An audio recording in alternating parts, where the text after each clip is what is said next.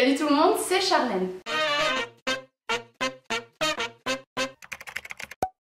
J'espère que vous allez bien, je vous retrouve aujourd'hui dans une nouvelle vidéo pour répondre à toutes vos questions les plus tabous que vous m'avez posées.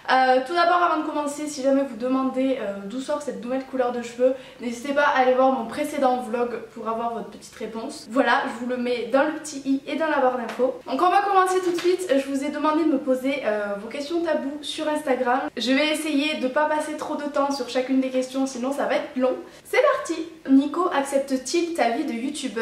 Est-ce compliqué parfois? Alors oui, il accepte ma vie de youtubeuse et heureusement parce que c'est mon métier. Et oui, c'est compliqué parfois quand j'ai des petits coups de mou à cause des commentaires, quand il faut filmer des vidéos que ça me prend la tête, que je suis un petit peu sur les nerfs, enfin voilà. De temps en temps c'est compliqué, mais je pense comme tous les métiers, il y a des hauts, il y a des bas, mais sinon tout se passe très bien. À quel âge as-tu eu ta plus longue relation? Alors ma plus longue relation c'était environ de 15 ans à 18 ans. Environ, je sais plus exactement parce que ça remonte. Maintenant j'en ai 23 ans donc bon voilà. C'était en fait durant toutes mes années lycée, de la seconde à la terminale, et c'était mon premier copain.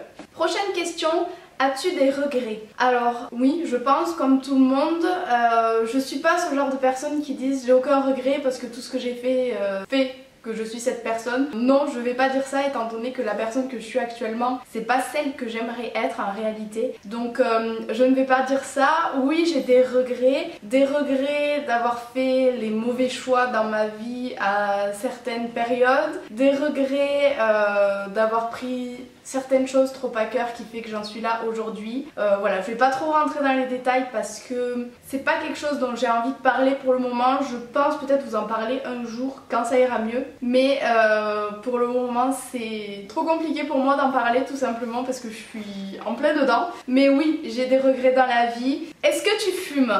Alors, je vais être totalement transparente avec vous dans cette vidéo comme vous allez le voir.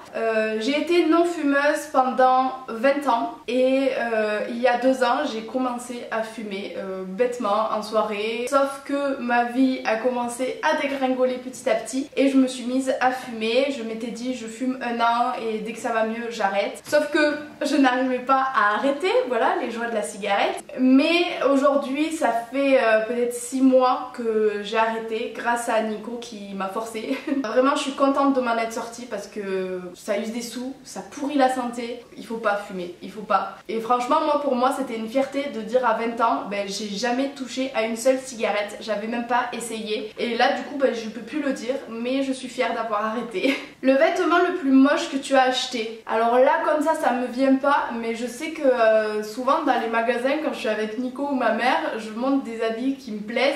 Et je dis mais je suis pas trop sûre en fait, est-ce que vraiment c'est beau? Et la plupart du temps il s'avère que c'est horriblement moche et que c'est une grosse faute de goût. Mais voilà, des fois je sais pas pourquoi je suis attirée par des vêtements très moches. Bon, c'est rare, mais ça arrive.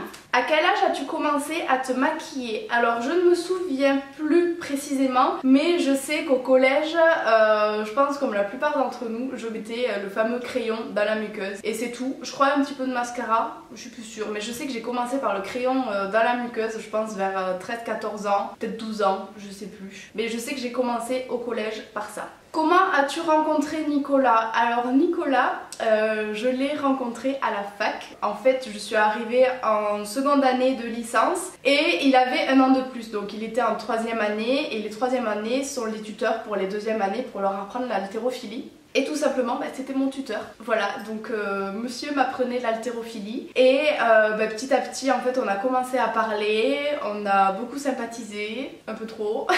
Ce qui fait qu'aujourd'hui, on est ensemble. Voilà, tout simplement. Je vous insère une petite photo ici du moment où c'était mon tuteur et où nous n'étions toujours pas ensemble. Ce qui est très drôle.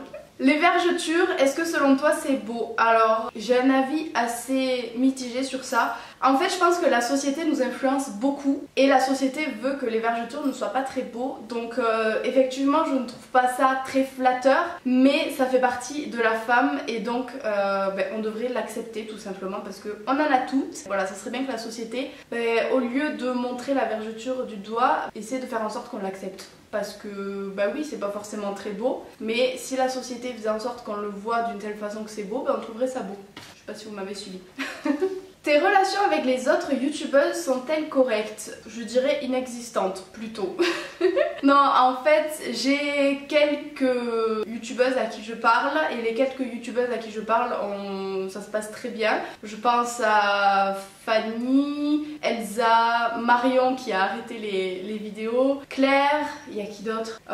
Désolée si je les oublie, je vous les mettrai de toute façon toutes en barre d'infos. Donc avec ces quelques personnes à qui je parle, ça se passe extrêmement bien. Et les autres, je leur parle pas. C'est vrai que je suis un petit peu dans ma bulle, mais j'ai pas beaucoup de contact avec les youtubeuses et vu que j'étais dans mes études, j'ai pas fait beaucoup d'événements, donc je n'en ai pas non plus rencontré des masses. Et ça me va très bien parce que quand je vois toutes les histoires qu'il y a, je préfère être dans ma bulle. Si YouTube n'était pas ton métier, qu'est-ce que tu aurais aimé faire? Alors honnêtement, si YouTube n'était pas mon métier, j'aurais galéré parce que depuis que j'ai arrêté médecine, je ne sais pas quoi faire et je ne trouve pas ma voie. Donc heureusement que YouTube est là parce qu'au final, c'est le seul métier qui me plaît. Oui. T'a-t-on déjà surprise en train de voler? Voler des objets, hein, pas voler dans les airs. En fait, j'ai un petit peu honte de dire ça, mais quand j'étais petite, j'avais une manie, c'est que dès que j'allais chez des copains ou des copines, mais quand j'étais petite, je parle quand j'avais 5-6 ans je pense, je volais leurs jouets et ma mère une fois m'a surprise avec mon petit sac à dos rouge rempli de jouets, alors que c'était des trucs complètement, mais genre débile, on s'en fout. Je me rappelle, ils avaient une petite ferme en plastique et j'avais volé les bottes de foin en plastique. Aucun intérêt. Et elle m'a chopé et du coup elle m'a forcé à tout ramener. Du coup à partir de ce jour-là, j'ai plus rien volé. As-tu des complexes? Oui, comme la plupart d'entre nous je pense. J'ai très peu confiance en moi. J'essaye de m'accepter petit à petit. J'ai énormément de complexes, notamment mon nez que plusieurs fois j'ai pensé à le refaire faire, mais pour Nicolas c'est hors de question, donc du coup j'essaye de m'accepter avec. Mes fesses que je trouve trop petites, trop plates, tout ce que vous voulez. Mes épaules que je trouve trop larges par rapport à mes hanches. Enfin voilà, j'en passe, mais oui j'en ai beaucoup.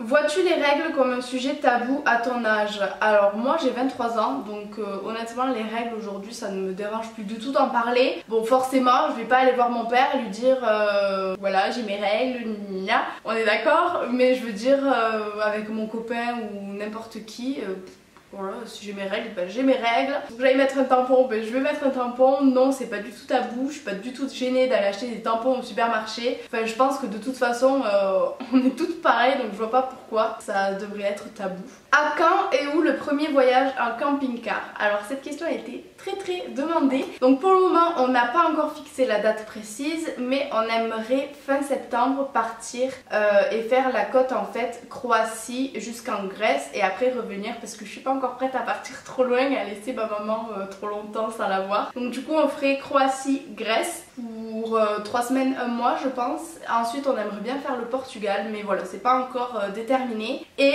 question que je n'ai pas là mais que je sais qu'on me pose souvent, est-ce que Nala sera du voyage? Eh bien oui, c'est pour ça que le camping-car était pratique pour nous parce que maintenant qu'on a Nala, les hôtels c'est compliqué, donc là au moins en fait on va là où on veut, on n'a pas de soucis où les hôtels vont nous refuser. Niveau prix, je pense que c'est imbattable, on a juste l'essence et les péages à payer donc ça va. Donc oui, Nala sera du voyage.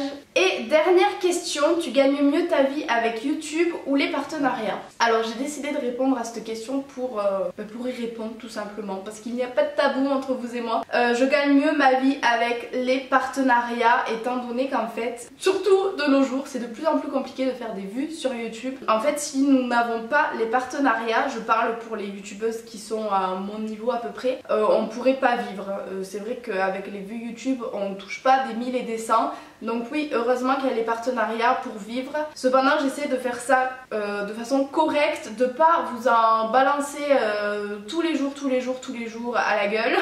Et je prends les partenariats qui me plaisent. Je pense que vous voyez que je n'en fais pas si souvent que ça, tout simplement parce que je comprends aussi le côté abonné où ça peut être vraiment relou de voir que des partenariats. Mais voilà, je pense qu'il faut trouver le juste milieu pour gagner sa vie et en même temps faire en sorte que les abonnés ne se sentent pas pris pour des cons. Donc j'essaie de faire ça, j'ai l'impression que je le fais plutôt bien sans me lancer des fleurs parce que je n'ai aucune critique quand je fais des partenariats ou quoi que ce soit. Donc voilà, j'essaye de faire au mieux autant pour vous que pour moi. Et écoutez, c'est tout, cette vidéo est déjà terminée. N'hésitez pas à me dire en commentaire si jamais ça vous a plu et si vous aimeriez que je fasse une deuxième vidéo question tabou. Mettez-moi ça en commentaire, n'oubliez pas de liker la vidéo si jamais vous avez aimé ma franchise. Sur ce, je vous fais plein de gros bisous et je vous dis à très vite dans une prochaine vidéo. Bisous bisous.